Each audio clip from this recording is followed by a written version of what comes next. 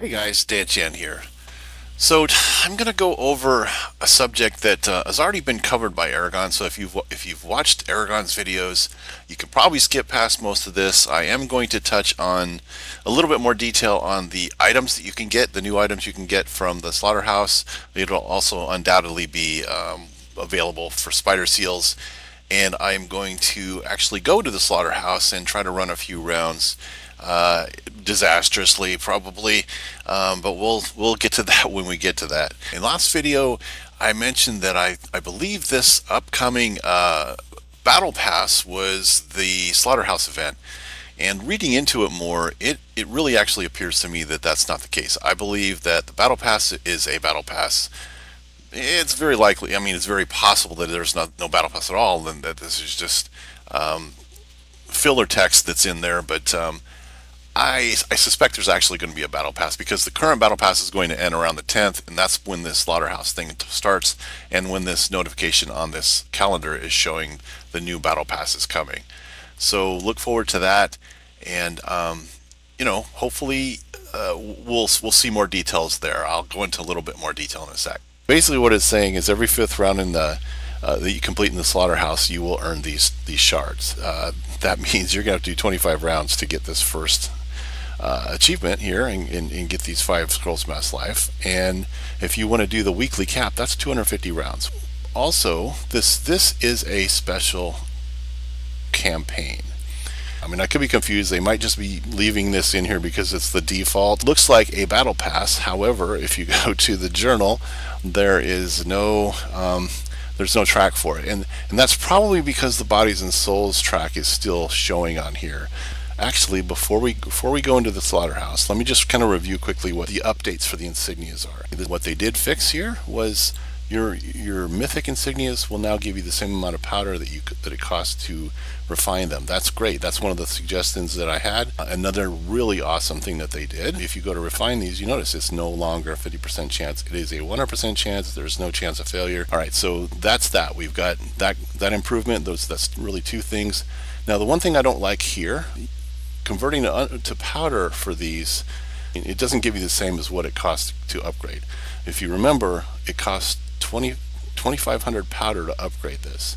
Now to destroy it, to convert it to powder again, you're only getting 1,500. This is a little bit of a disappointment. The other thing is that they took everybody's idea about making these Insignias account wide, and they implemented it, at least on the test server. These guys are really responsive, and they do deserve a lot of credit for that. So, let them know, and be polite about it. If you want to be taken seriously, don't just rant about how you hate the game and everything's about a cash grab. That's just ridiculous. They have to make money somehow, and most of the players then here that have been here a long time are probably not paying anything. They're making a game that I love better and pulling in more people, and that's a win-win for everybody. Let's take a quick look at this upgrade system.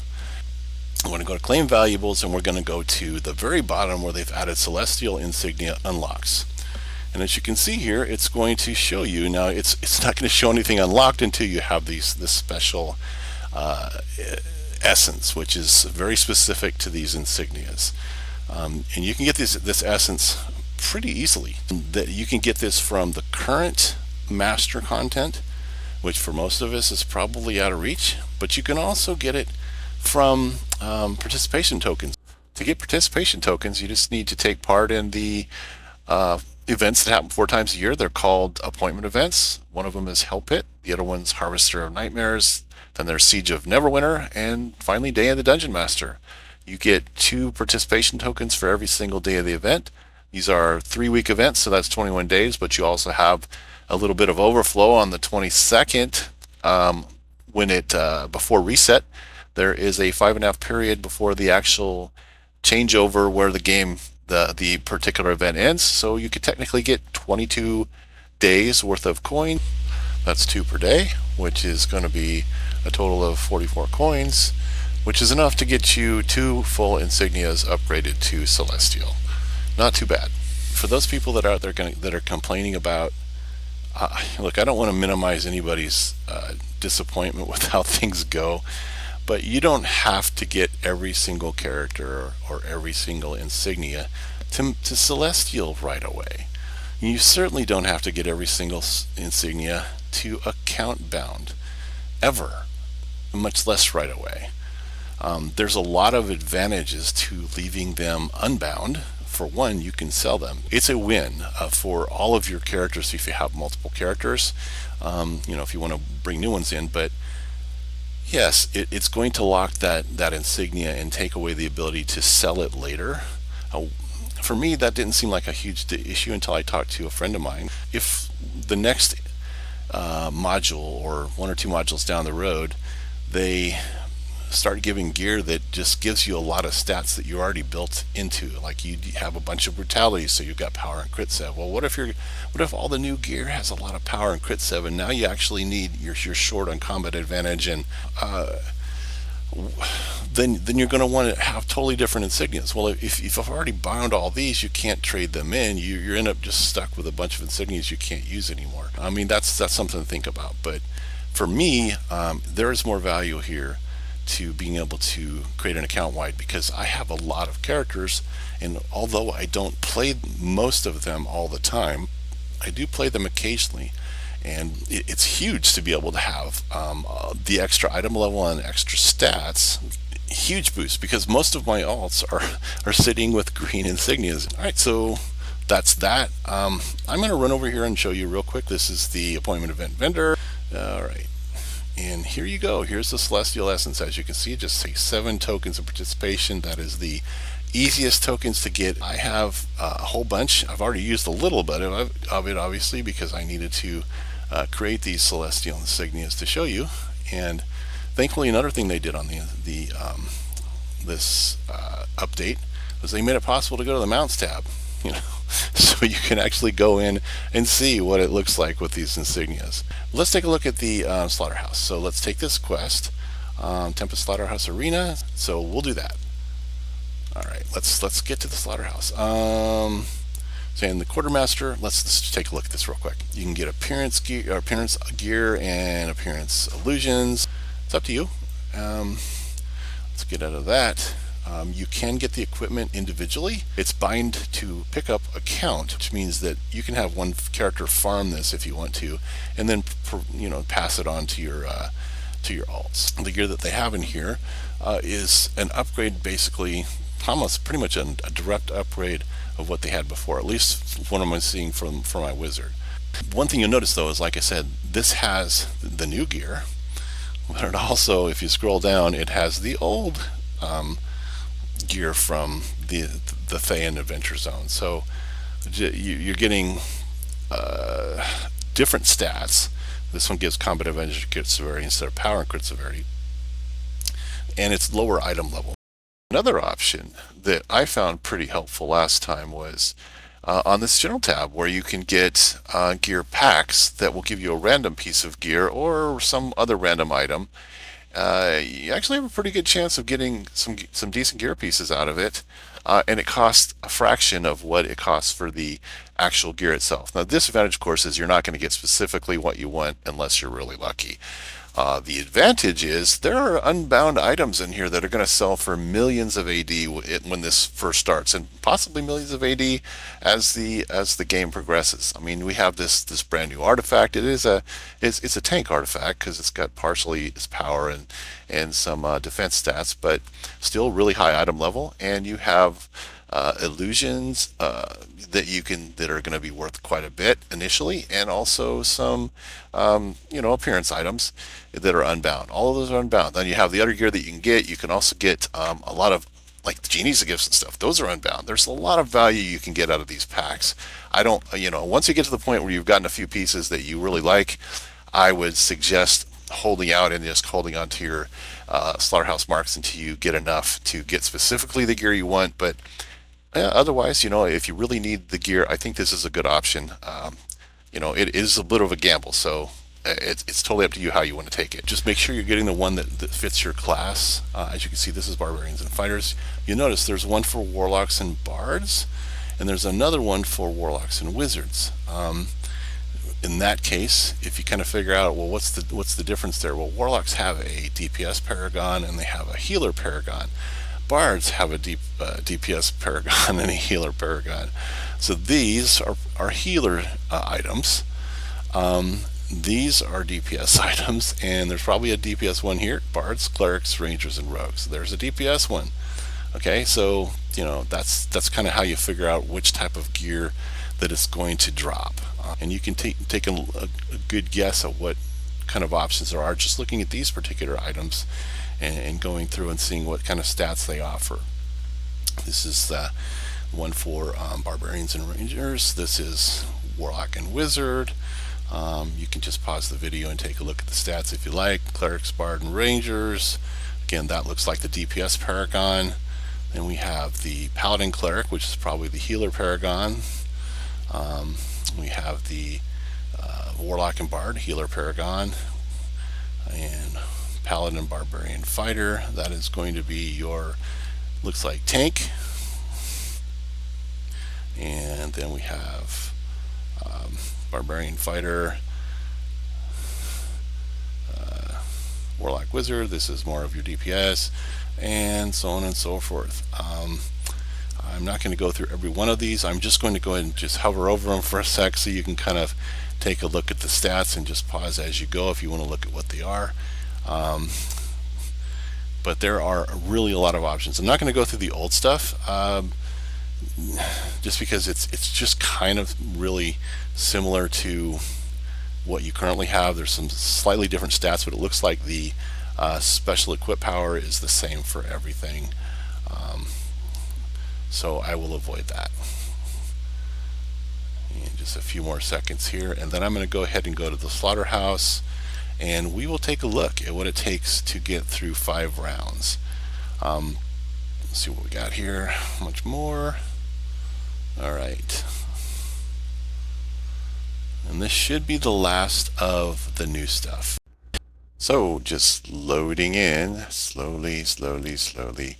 It's going to take a bit the first time you go in, and then hopefully it'll be a little easier from there on out. Let's just move on, accept the quest, and take it as it goes. Hopefully we'll do okay in here.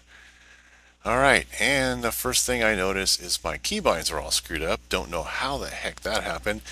I don't, I'm sitting here trying to use my artifact and my healing and my mount powers, and for some reason I've got the numbers all screwed up. Took me quite a while to figure that one out. Yeah, so running around, managed to get through the first round. Now I'm going to have another. So we'll see how I do on that.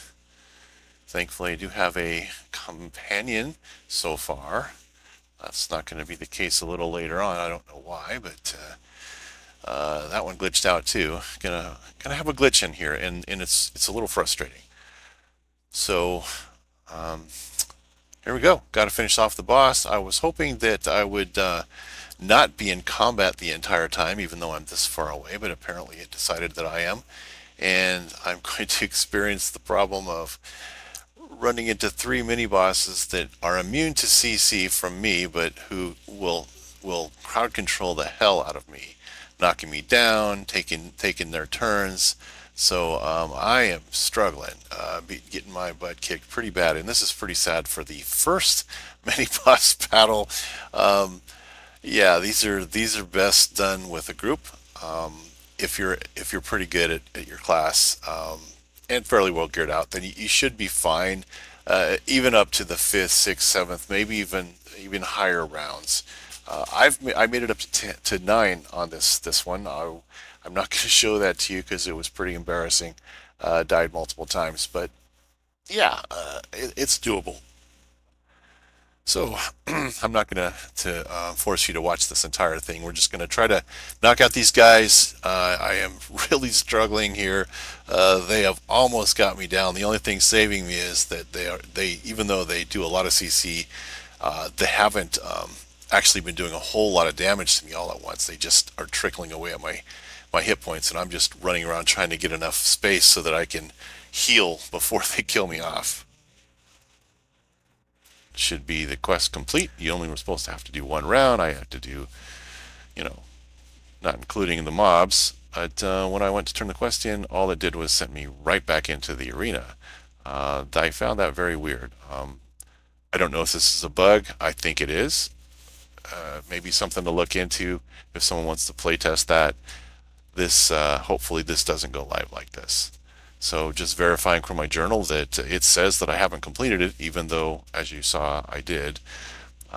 So the only thing I found that would actually fix this was to go leave the arena entirely and then come back and end up having to do that whole round. This looks like a bug.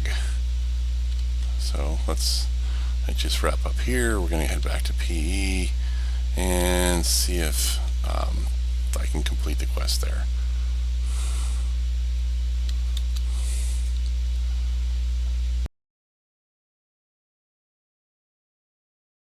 So hopping back into PE, just wanted to make sure that I wasn't missing anything, and I thought, well, okay, maybe the arena master is over here at this little spot here.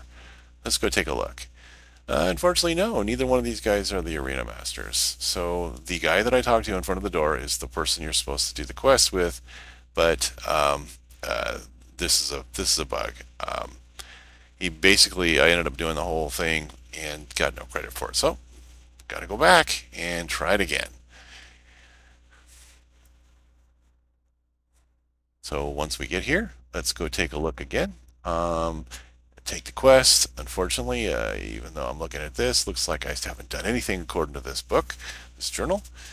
Fix up the quest, then I go into the arena, and I'm going to have to fight an entire round again. And it's no longer the intro round, but now it's giving me a whole bunch of other things along that quest line that just make it a little weird.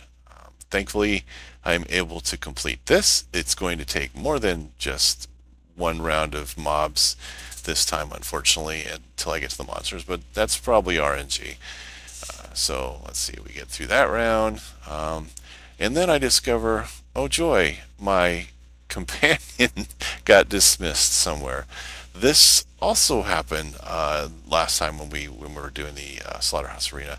It happened initially, and it was kind of subtle. You don't know why, but your companion just basically gets unsummoned somewhere along the way, and you don't find out until you're in the arena. And of course, at this point, I've already done half the work to get. Granted, I could have just left and then unsummoned him outside, I think.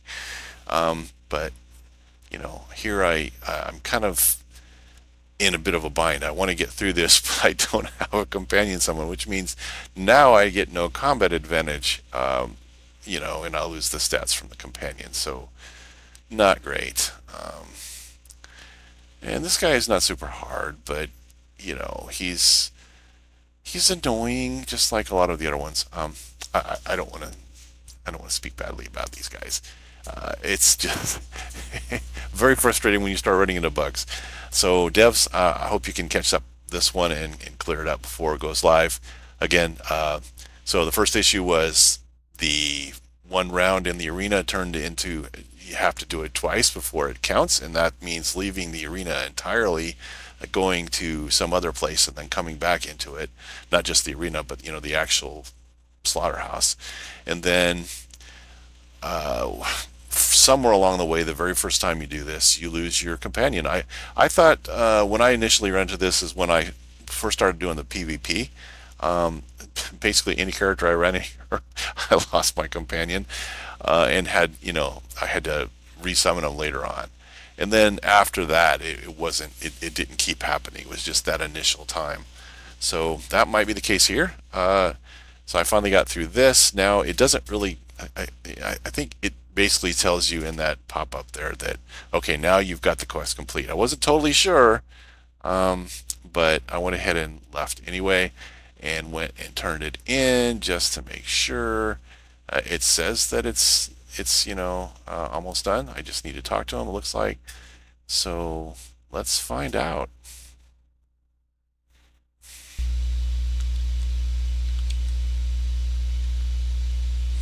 Okay, finally.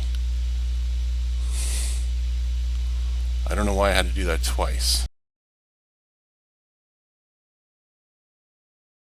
So, wow, that was really It's really frustrating. But what I did find out, I'm not going to drag you through watching me play horribly through the next 4 rounds. I actually did run through 9 rounds, like I mentioned earlier, but what a nightmare! It can be very difficult doing this solo, and especially trying to get up to that point. But it is possible to get to 5 rounds, and when you do get to 5 rounds, you get one of those marks for that quest line uh, for the slaughterhouse. And again, you need 5 of those to get the first reward.